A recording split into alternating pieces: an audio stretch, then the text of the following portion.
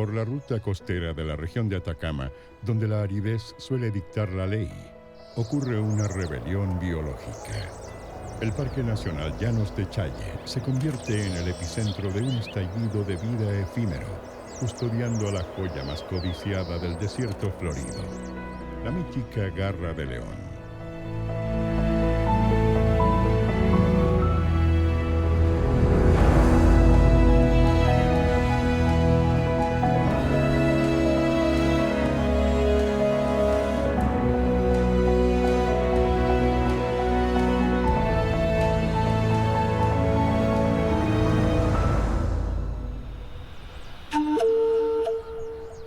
El desierto de Atacama es conocido mundialmente por ser el más árido del planeta.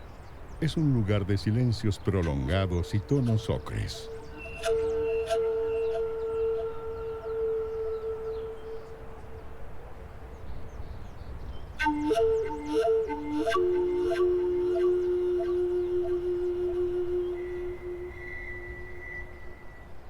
Sin embargo, cuando el fenómeno del Niño trae consigo las lluvias invernales, ocurre lo imposible.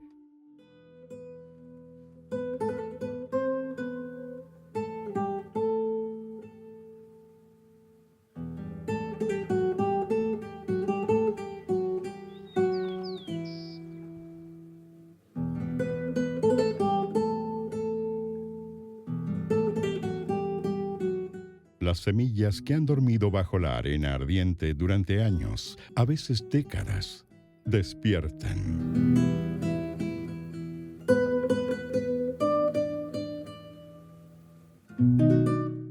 Este evento, conocido como el desierto florido, no es simplemente flores en la arena. Es una carrera contra el tiempo y el sol, una demostración de resiliencia biológica que transforma dunas y llanuras en alfombras de púrpura, amarillo y blanco.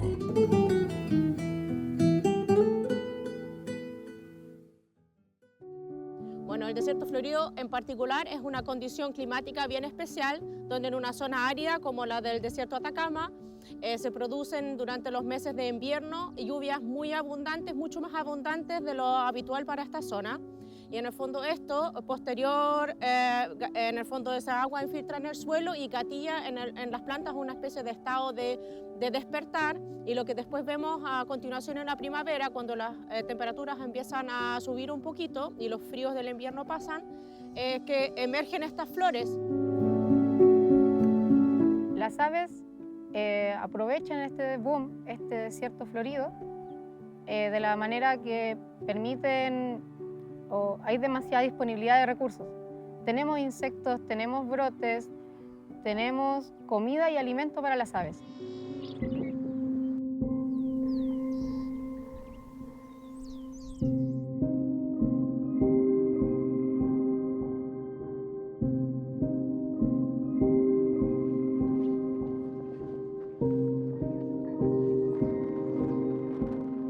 Bueno, y otra dimensión importante que aportan las áreas protegidas tiene que ver con la dimensión del bienestar humano, de cómo esta protección que se hace en las áreas protegidas contribuye al bienestar humano de las comunidades, ¿ya?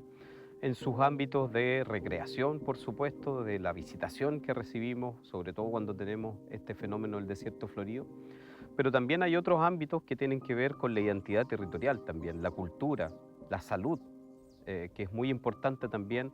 Mientras tengamos una naturaleza sana, obviamente las comunidades que viven en este entorno sano, ¿cierto?, también son más sanas. Por lo tanto, ahí hay una relación directa también respecto de ámbitos de la salud.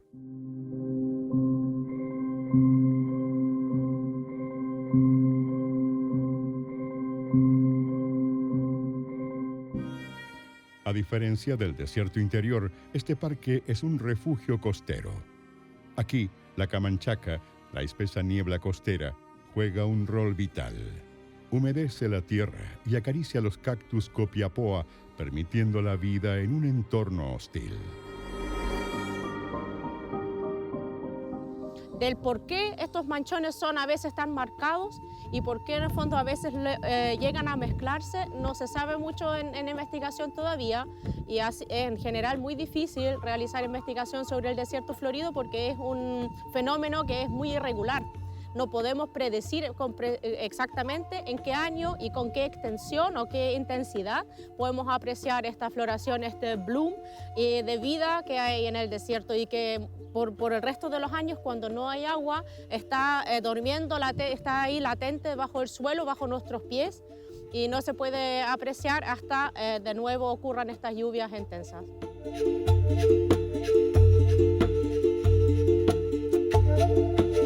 Tenemos los ejemplos, el yal, el platero, que son aves que, si bien están dentro de su límite, para el desierto florido extienden un poco más al norte su límite y además se reproducen y aumentan en abundancia, que son las aves que estamos escuchando en este minuto. Otras especies que se ven beneficiadas son los mineros, tanto el minero cordillerano como el minero chico, que utilizan los brotes para crear sus nidos, incluso para alimentar las especies. Los insectos, como la vaquita del desierto, permiten que se nutran y que se alimenten especies como el tapaculo y el pequén y que permiten su reproducción. Y que es una especie que, cierto, que se encuentra en todo el desierto florido.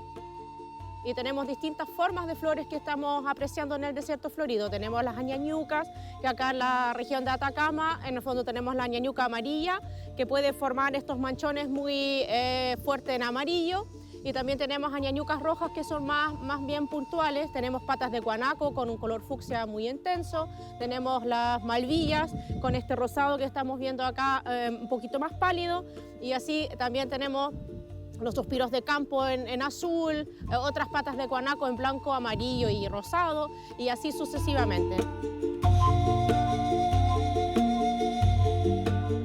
Además, estos grandes campos florales permiten a especies como la bandurria o incluso bandadas de zarapito caminen por este desierto y se alimenten de insectos.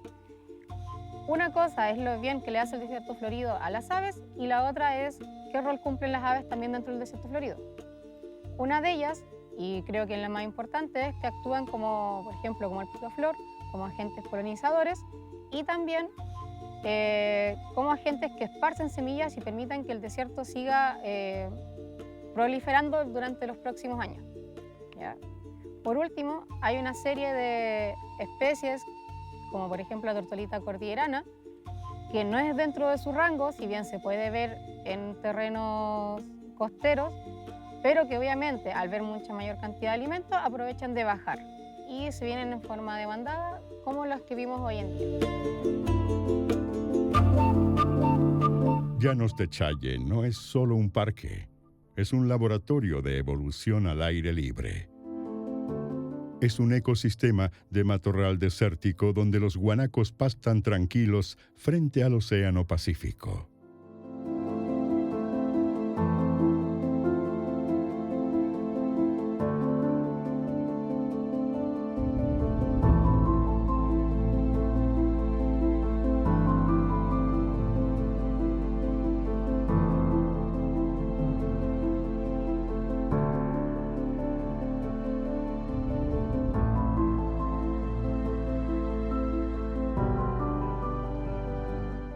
Pero entre los millones de añañucas y patas de guanaco, existe una flor que reina sobre todas.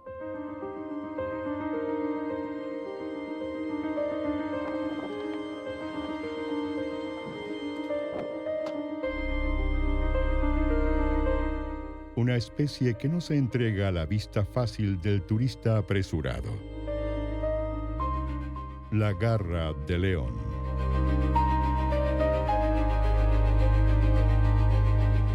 Si el desierto florido es una constelación de estrellas botánicas, la garra de león, Bomarea o Baillei, es su supernova. Esta flor no crece en grandes prados abiertos como la añañuca. Es solitaria, selectiva y posee una arquitectura compleja. Endémica de Chile y restringida casi exclusivamente a esta zona costera, La garra de león es una planta rastrera que busca el apoyo de otras matas para alzar sus garras hacia el sol. ¿Por qué genera tanta fascinación? La garra de león es una planta que es bien particular, es un grupo de plantas lejanamente emparentadas con las altroemerias, y en el fondo forman una especie de rizoma y tienen un área de distribución muy reducido.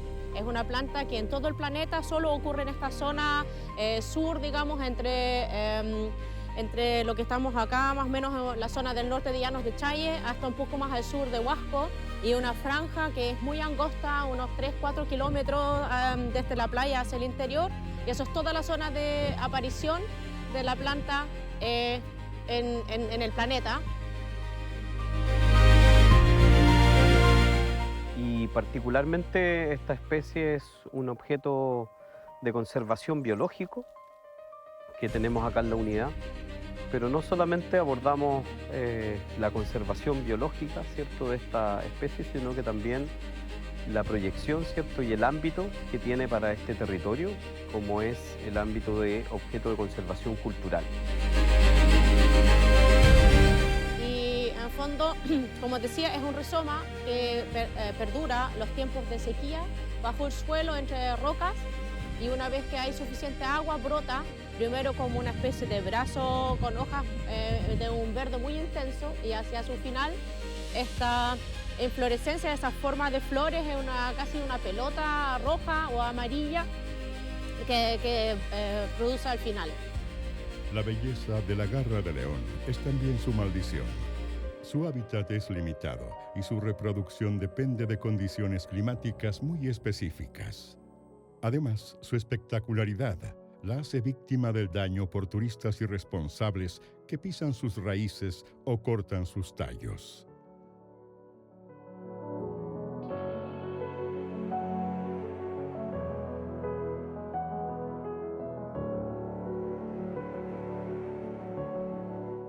Esta especie está clasificada según su estado de conservación en peligro de extinción. Eso significa que tiene una alta probabilidad, ¿cierto?, de ser extinta por las amenazas antrópicas que tiene.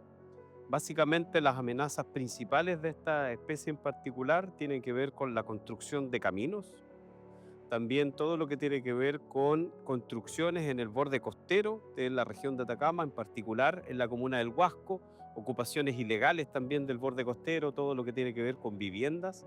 Obviamente ha ido afectando de manera importante también las poblaciones naturales de esta especie.